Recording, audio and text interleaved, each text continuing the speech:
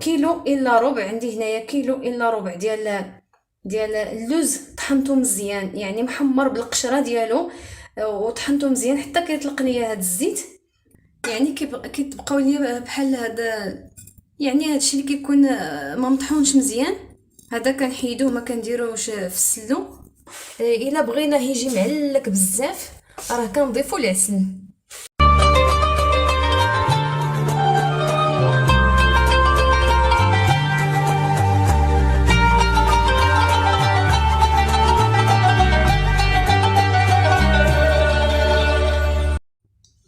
السلام عليكم ورحمة الله تعالى وبركاته. كنتمنى ان شاء الله الفيديو ديال هذا النهار هذا يلقاكم بخير وعلى خير وفي احسن الاحوال. بمناسبة يعني قدوم شهر رمضان ان شاء الله، غادي نديرو السلو، وغادي ندير السلو هذا العام هذا ان شاء الله مختلف على السلو اللي درت العام الفايت. تقريبا ما كاينش شي فرق اللي هو كبير.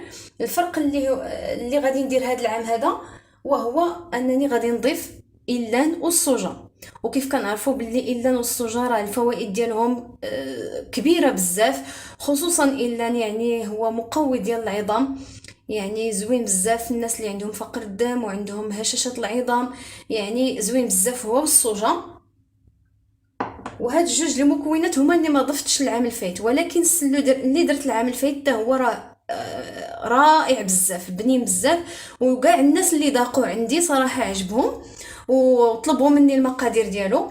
الا بغيتو تطبقوا نفس الطريقه اللي درت العام الفايت راه غادي نخلي لكم الفيديو، ولا غادي نخلي لكم لو لين ديال الفيديو الفوق، وغادي نخليه لكم اسفل في صندوق الوصف، اللي بغى يدير نفس الطريقه اللي درت العام الفايت.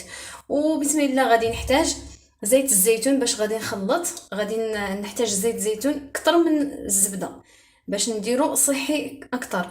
وغادي نحتاج كميه قليله ديال الزبده طيبتها مزيان حتى كتولي عندي زبده نوازيط، كنحيد منها ديك الكشكوشه اللي كتكون فيها باش ما كتغمش لينا السلو ديالنا مع المده.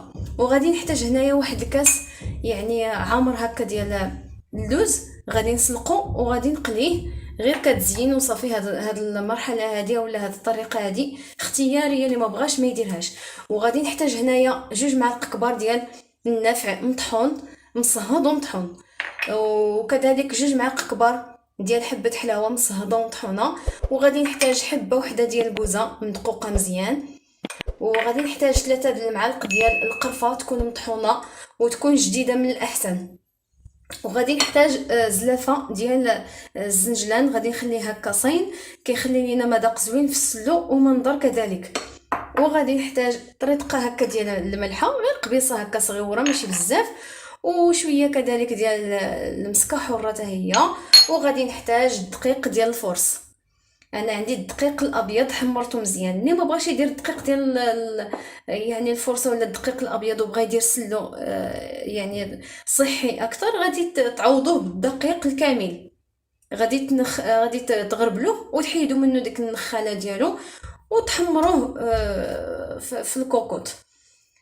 وغادي نحتاج هنايا كما قلت لكم في الاول إلان، نص كيلو ديال الإلان ونص كيلو ديال الصوجه حتى هما محمرين ومطحونين. وغادي نحتاج كيلو الا ربع، عندي هنايا كيلو الا ربع ديال اللوز طحنته مزيان يعني محمر بالقشره ديالو، وطحنته مزيان حتى كيطلق ليا هذا الزيت باش كيجينا يعني السلو ديالنا معجن مزيان وما كنحتاجوش نسبه كثيره من الزيت. وعندي هنايا كذلك كيلو ديال الزنجلان حتى هو محمر ومطحون مزيان حتى كيطلق الزيت. المجموع هنايا ديال الزنجلان هو كيلو، غير هو حيدت منه زلافه وخليتها هكا صاينه. وغادي نحتاج هنايا كيلو ديال الكاوكاو، نص كيلو طحنته مزيان حتى هو تطلق هذاك الزيت ديالو، ونص كيلو طحنته شويه وخليته شويه مهرمش.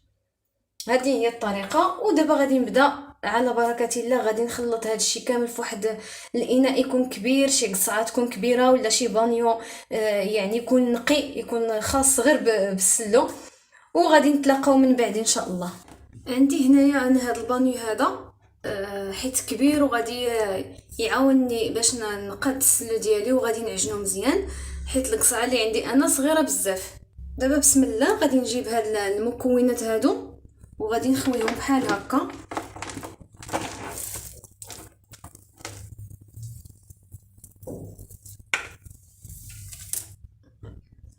ضفت هنايا اللوز والزنجلان وكاوكاو هما كيف كتشوفوا.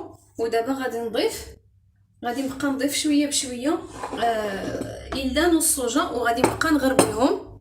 غادي نبقى نغربل شويه بشويه، لا تكون شي حاجه بحال هكا يعني مكوره، يعني كنتفادى السلو ديالي يجيوني فيه دوك الكويرات بزاف.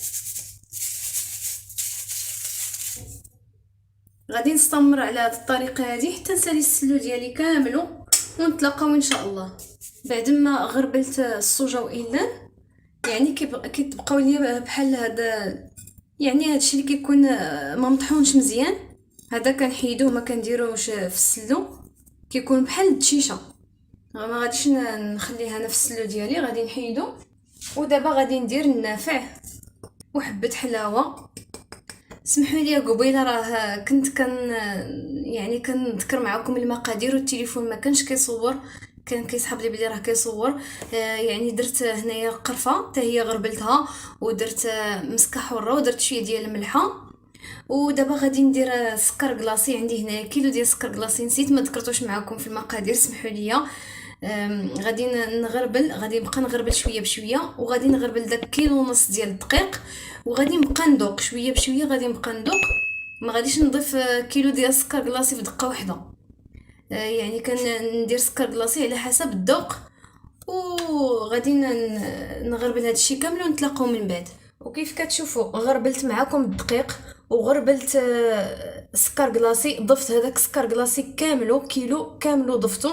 بقيت كندوق حتى لقيت بلي ديك كيلو جاتني نيشان مع هاد المكونات هادو. وضفت كذلك داك الزنجلان اللي شاركت معكم اللي هو صاين، ديك زلافه ديال الزنجلان صاينه.